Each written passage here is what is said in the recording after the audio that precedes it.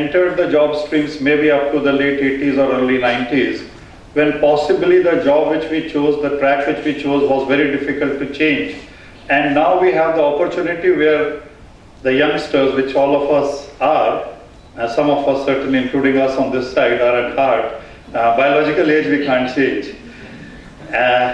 Given an opportunity, that's where the things are. Like say, Mr. Tangsale very rightly talked about the dividends which are going to come in the age group of 19 to 29. Almost 28% of the population is going to be in that age group. Rightly directed, with the fire in the belly, and something which you can dream of. I am very sure anything which the mind can perceive, you can enact it. So the more difficult part of it is first to dream of something. Don't worry कि लोग क्या कहेंगे. Please don't get pursued with that. If you are get bogged down with that, then nothing will succeed. Howsoever good you might do it, there is always a way of improving upon it. At the same time, you have to have your own benchmarks, and that is because you are a leader in your own right. Don't be ever feel the threat. What Mr. Tangsale, Mr. Harish Mehta very rightly said, the technology is going to be the game changer. Goes without saying. Even if you have to cross the road, it involves technology, it involves the technology in the brain as well. For regular day-to-day jobs also, it requires an application of mind, and we can improve upon it on a day-to-day basis. As a regulator, I would like to just dwell on 3 or 4 things, and then my fellow panelists would be there. I would not like to go into the deep details of the data and all, which are already available in the age of technology on the net. First is that, what makes a successful entrepreneur? I think the first and foremost is the self-belief. If you believe in yourself, nothing can stop you, and if you don't, nothing can make it successful. Second part is, you have to be a visionary. All those who have been the successful names, which we discuss, which we enact, which we are our role models, started small. So don't feel that, okay, whether this idea is going to be well accepted. If you are sure it is going to work, may not work financially, but will give you the confidence of having succeeded it in your passion. Financial aspect is also important to it. If it doesn't come in the first one, it will come in the second, the third, or the fourth one. So don't get disheartened, that is very important.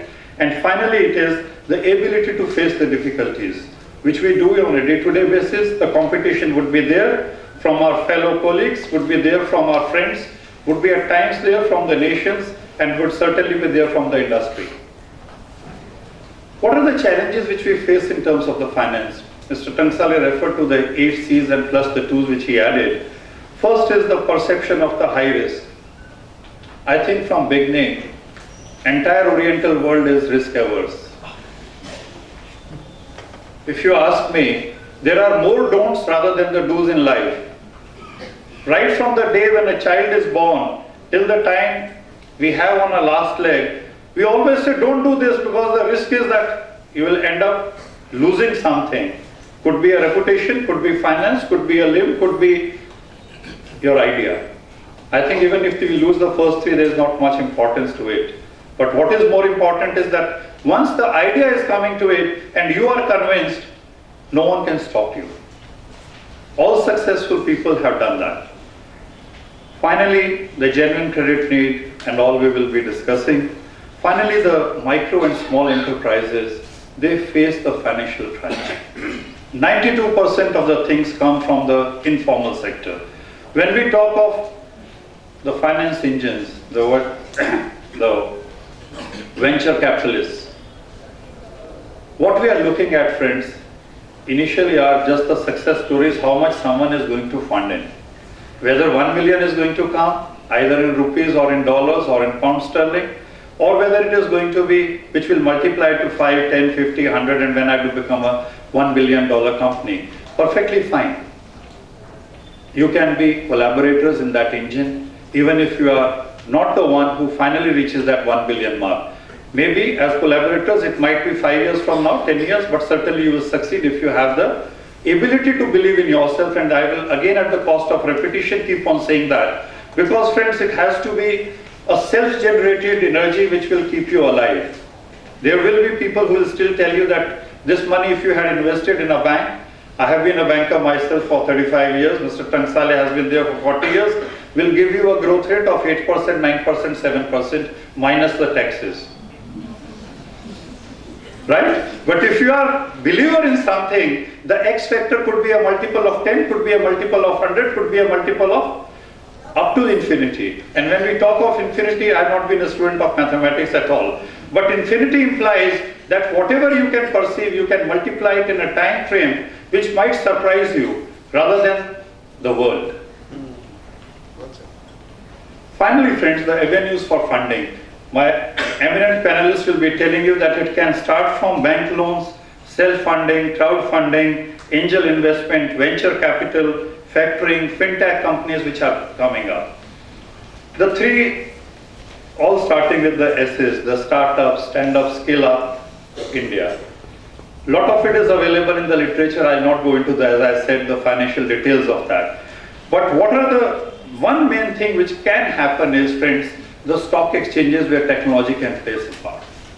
The two major stock exchanges, NSE as well as the BSE, have a platform, have where the startups can become, they can float their things, they can be traded. What is the unfortunate part is the risk aversion on the part of the investors. Again, it boils down to the same thing. An entrepreneur is risk averse, the investor is risk averse, the system is risk averse. Now who's going to take the plunge? I think all of us combined. And certainly the institutions like the PTVA have a very positive role to say that please do take the risk. I'm telling you, without taking the risk, nothing will succeed in life. Finally, some of the measures which we have taken at RBI. We have started the small finance banks. Licenses have been given to 10. Now, when we talk to the established players, including the ones who have been there for more than a century, some of them there for close to 2 centuries, the immediate thing is that whether it requires deep pockets or they see a risk in competition. If you ask me, I feel it is the second part. Competition is the one which is going to make everyone succeed. It's not the age, it is not the effort, it is basically the belief in yourself that whether I am going to succeed. The small finance banks who have basically the licenses, 2 of them have already started and become operational, are the ones which are going to, if well implemented and they see the needs of it, would be the easiest because that will be the nearest to the ground level. The ground reality is where the ticket size is going to be very small. And that is what you require. And friends, finally I'll just like to conclude that the 3 main pillars for an enabling business environment are legal and regulatory framework, which in India, if you really look at it, all the rules, regulations require an in-depth knowledge to understand them, even for an expert. Second is the government support, which has been there, will continue. And finally, the financial infrastructure support with the advent of the small finance banks, with the niche banks, and the microfinance units which are there, the formal and the informal sector will have to come together. And I can simply say and conclude for the time frame which we have, that nothing will stop us. And I'll just stop up with and conclude with the oft-repeated sentences that friends, hum honge kamyab. We will succeed. Thank you.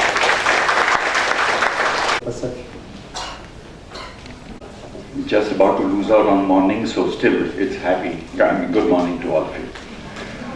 Very fortunate to be among the presence and company of my 2 mentors, Sri Harish Mehta and Sri Deepak Gesas. I was fortunate to work with Harish Bhai on with TIE and NASSCOM, and of course with Mr. Gesas NASSCOM. And the video that you saw today, there is an audio also. And in that audio, Mr. Gesas himself has sung a song. So I think we must play that audio sometime, and that will be very inspiring as well. Thank you very much. Very interesting times that we are living in. Startup India, Stand-up India.